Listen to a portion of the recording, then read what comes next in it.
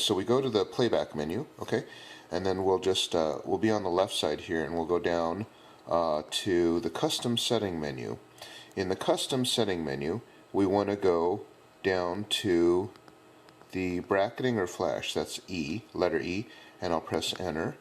And then here, E1, flash sync speed. What we want to do is we want to take it all the way to the top, 1/320th of a second, auto FP. Now that does not necessarily mean that it's only going to sync at 1/320th. It'll actually sync all the way to 1/8000th of a second. And I'll show you basically what I mean. So now that I have it set on that, I'll just go ahead and turn it on here so the flash has gone on. And now I can take this, just shutter speed, see that? Goes all the way up to 8,000. And then I can actually take a shot here.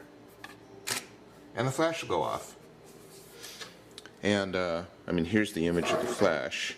Just I'll just hit the play button. Obviously, it's just the side of this wall, and I'll do one outside. But I just want to show you that the flash does sync at 1/8000th of a second. So on the flash itself, you'll see right up here it has the FP light on. That is the auto FP, and that's the light that we use to know that we're on high-speed sync. Nikon never calls it high-speed sync. It's called auto FP. But that's just the acronym for high-speed sync. So I'm going to do 3 photos and show you the difference between the high-speed sync, which is auto FP, the regular 1/250th of a second sync, and then the 1/8000th of a second. I mean the regular available light without flash. Okay. So the first one that you see here is the regular without flash, and as you can see, I'm not really particularly well lit. I would have to then position myself around so that my face is well lit, but then I would lose the background behind me. So if I happen to have a nice background behind me, I'd have to lose it because I'd have to change my camera angle.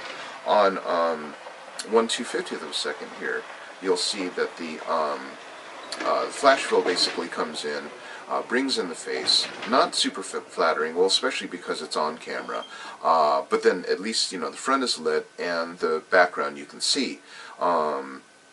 There's another complete conversation. The front is lit, but it looks like a flashlight, but of course that goes to the diffuser or off-camera flash or power snoot discussion. And then on 1/8000th of a second, you can see right here, it basically looks like I'm in the complete nighttime, which is a very artificial look that's created by the speed of the shutter being mixed in with the power of the flash and the duration of the flash within that shutter speed.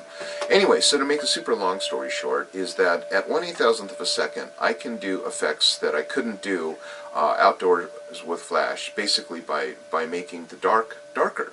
The background darker. So, for example, if I wanted to have the sky a darker blue, then I would want to go into 1/8000th of a second. Now, on the cameras that do not support higher speed syncs, now, as far as I know, most or all of the Canons, all the Canons I have, support high speed sync. It's just a setting on there. There's another video that I have in my library that teaches how to set that up. Sony, as far as I know, they all do it, but Nikon, you know, they don't all do it. So if you are kind of stuck at the 1/250th of a second sync, it doesn't mean you can't do these outdoor lighting effects. It just means it requires a lot more power. So, for example, if I were to shoot something and I wanted it to look like night, I'd have to use a power snoot because it focuses the beam or the power grid, and then I'd have to shoot at maybe f/22 or something like that, and then just, you know, heat up this flash unit to get that type of dark simulation.